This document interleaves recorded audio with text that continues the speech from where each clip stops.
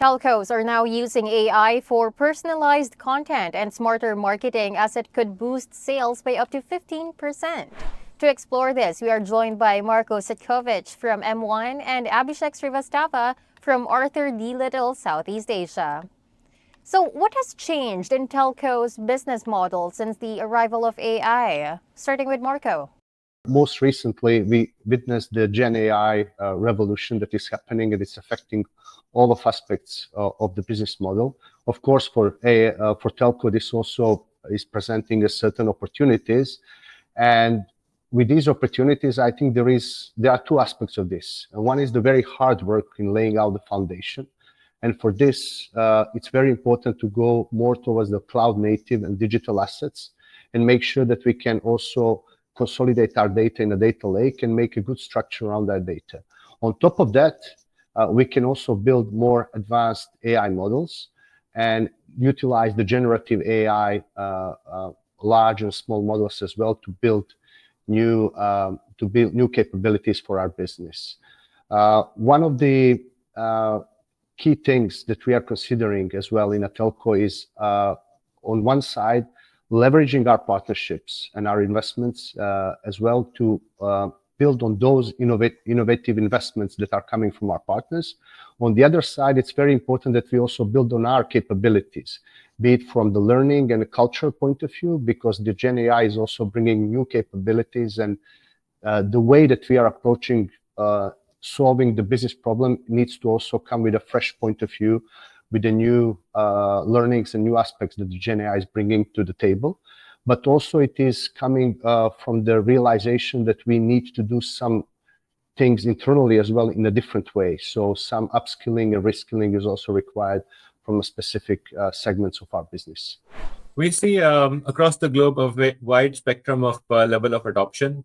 While you are right, many of the telcos have started by using AI for automation and essentially for efficiency. We see some of the advanced telcos really adopting AI for what we call the business revolution. So it's not just a minor evolution towards efficiency, but a massive revolution towards offering completely new products and services, primarily in partnerships for their enterprise customers. That's a significant change we see. One of our local or regional examples who is kind of leading the pack in the region is Indosat, who have now taken a lead of making, let's say, AI-enabled enterprises for whole of Indonesia.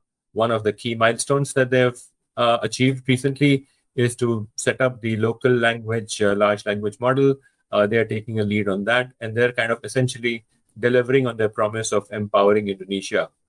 So this is one end of the spectrum, while on the other side, most telcos, over 90% of telcos that we talk to, do mention about adopting AI for automation and for improvement in efficiency.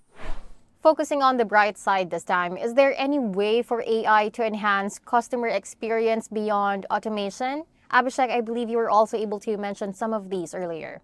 Definitely. I think the main element of customer experience beyond personalization, beyond automation, is towards personalization. And here again, the intention is not to replace the human, but to make the engagement much more efficient for the customer. To give you some examples across the industry, how telcos are supporting this, in different industries, for telcos to really enable the end-to-end customer journey and enhance it and drive it towards excellence using AI.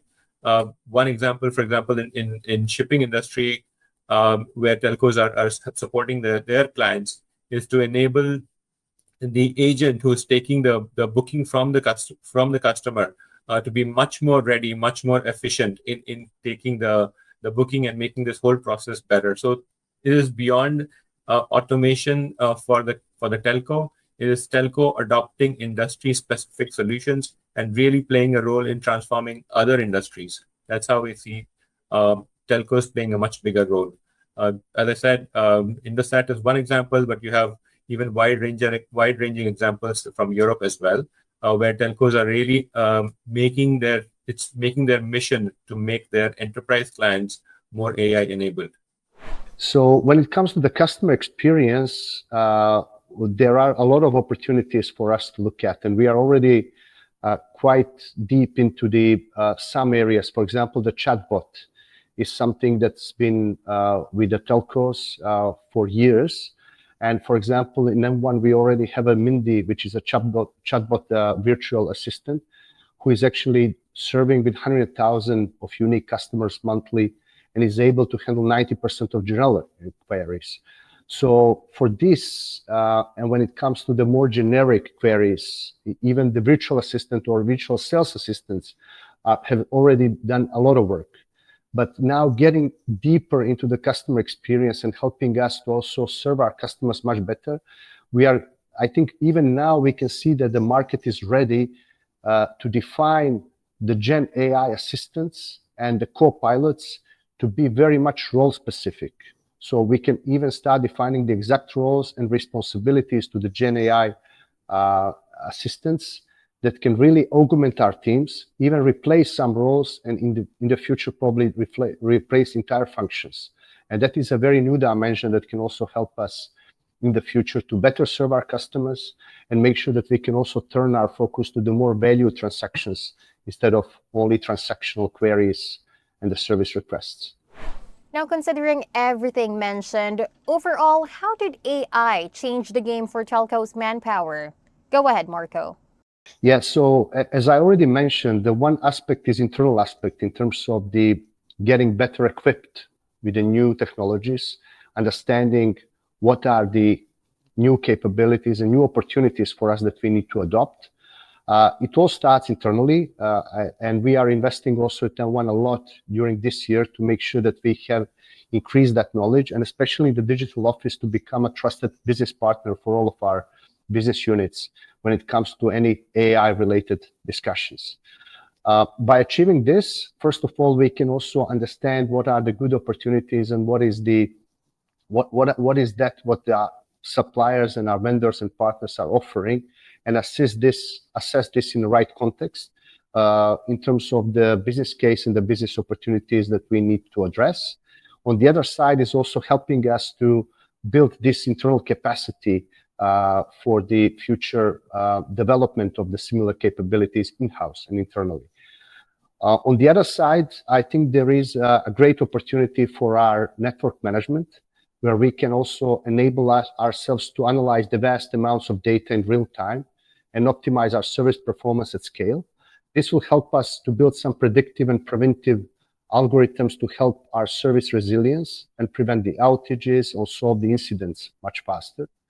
And then finally, also in the customer service centers, this is also the high volume transaction area where we can also go beyond the traditional tools and use technology also to manage the agent workload, and therefore also scale the high quality customer services across channels.